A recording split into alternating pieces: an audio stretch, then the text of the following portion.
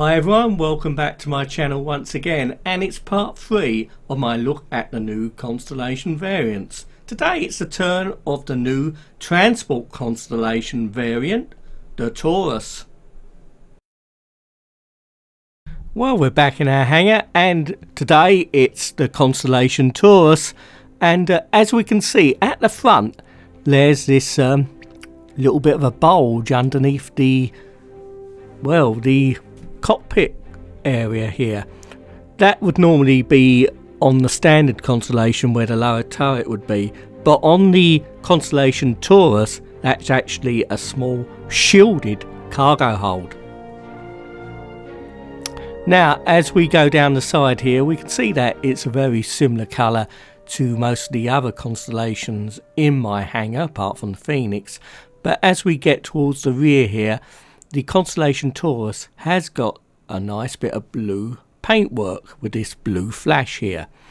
Of course the actual paintwork on the ship is probably not final anyway on any of the constellations, because they do have a well used look to them all, and some people like it, but I think most people probably realise that you'll probably get to probably paint your ship sometime in the future, hopefully. As you can see at the back, there's no Merlin on this ship, because as it will become apparent, all the available space on the Taurus is taken up with the ginormous cargo capacity, which is about 1900 units according to the specs. And of course, as always with the specs for the ships in Star Citizen, they are subject to change, so take them with a bit of a pinch of salt at the moment, because things do change. Anyway, we can see underneath the cockpit here, this is where the secret little cargo hold here, I believe it's supposed to be shielded, but we'll try and get the camera in there a bit later on. Now as we go past the standard entrance to the Constellation, we're going to go down to inspect this rather large cargo capacity of the Taurus. Right, let's bring the cargo hold down here, stand back so I don't get crushed. Now the size of this thing is apparent to me immediately. Very impressive indeed.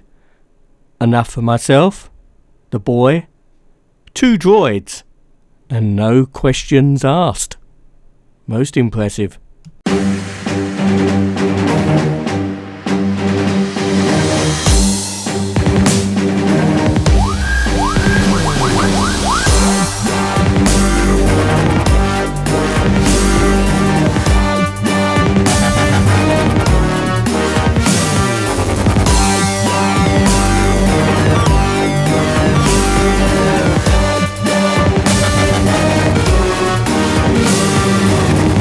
Well, there's a little bit of a Star Wars theme there going. I must admit, when I see the ships in Star Citizen, it always reminds me of ships straight out of Star Wars, because these ships could be straight out of any Hollywood movie. Anyway, we're in the cargo bay of the Taurus here, and on the left hand side you can see the actual view from the cargo bay of the standard Constellation Andromeda. And although it's not actual frame by frame, you can actually get an idea how much bigger the Taurus is inside. About a third longer, I reckon. It's an amazing amount of cargo room there. Probably room for about 200 droids, not just 2. And no questions asked. Anyway, let's take a look and see what's inside of our Constellation Taurus.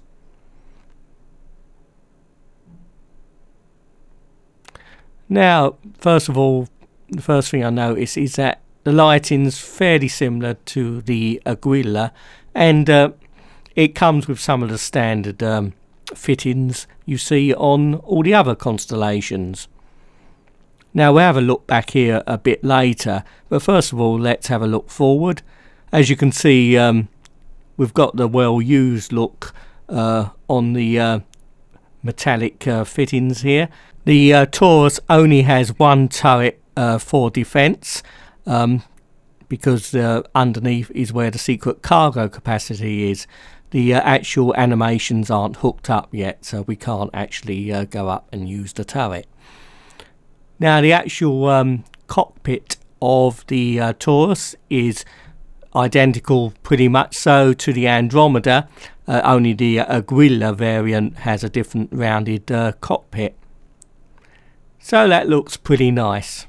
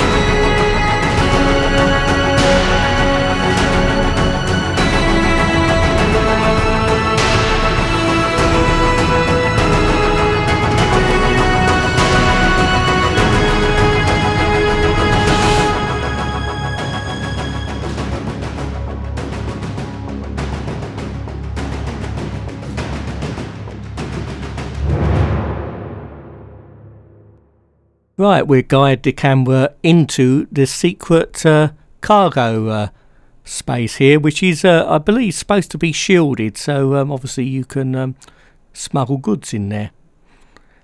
Anyway, let's have a look at the rest of the Constellation Taurus and see what's towards the middle and rear of the ship. Now we're past the turret, which I said earlier we can't use because the animation's not hooked up, and we'll walk down and see what facilities are available for the crew. Now we've got the well-known breakfast table here, which is standard on most of the constellations, so somewhere to eat, and we'll come down, and this is something new which is different to the Aquila. There seems to be only two sleeping bunks there, which double as escape pods. I'm not sure why that is. Maybe you have to rotate your sleep shifts and patterns. And in here is rather a large toilet and shower, which is combined. Obviously it's still got that well used look to it, so obviously you need to get some bathroom and toilet decorators in, but it's obviously quite a large size. And it's funny really how even in the future toilets have kept their traditional design.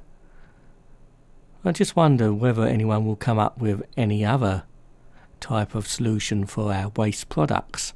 Anyway, at the moment it's a toilet, and obviously looks like we still use toilet paper as well. Anyway, it should be a nice place to read your spaceship manual in. Anyway, let's enough of this toilet talk, and we'll exit the toilet and shower combined unit here and have a look at the bunk beds. Now, we've only got 2, as I've said earlier, so maybe because it's a transport ship, if you've got any other crew members, possibly they have to sleep in the rather large cargo hold. You know, maybe if they're only crew members, they're only on a minimum wage or something. Anyway, these are probably reserved for the captain and the first officer. So you've got the standard Constellation bunk bed with a little view screen there. Very nice. Right, let's have a look at the cargo hold of the Taurus. As we've seen before, it's very impressive indeed. As we've said before in previous videos, these Constellations come with the facility to lock off each section. So if you have a hull breach or want to depressurize a certain section, you've got the facility to do that. So let's have a walk around the top walkway of the Taurus, and it's actually going to be interesting to compare it to the Constellation Andromeda, which you can see on the split screen on the left there. And you can see that well, to walk round the Taurus takes a lot longer.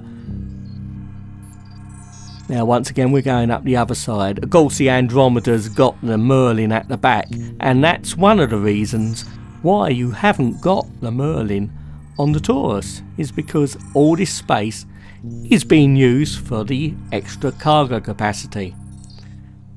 And in fact, as we go to the back here, none of these steps are hooked up to work, by the way, so we can't get down there. You'll see that there's a engine room here. I think it's got a special special engine on the Taurus, which is designed to be more compact. And as you'll see, we're at the back of the ship here, where on the other Constellations the Merlin would be. Well, thank you very much for watching once again, and please don't forget to like, and of course let me know what you think. And most importantly, if you haven't subscribed, I would really appreciate it if you could subscribe. Anyway, until next time, wherever you are in the universe, you take care.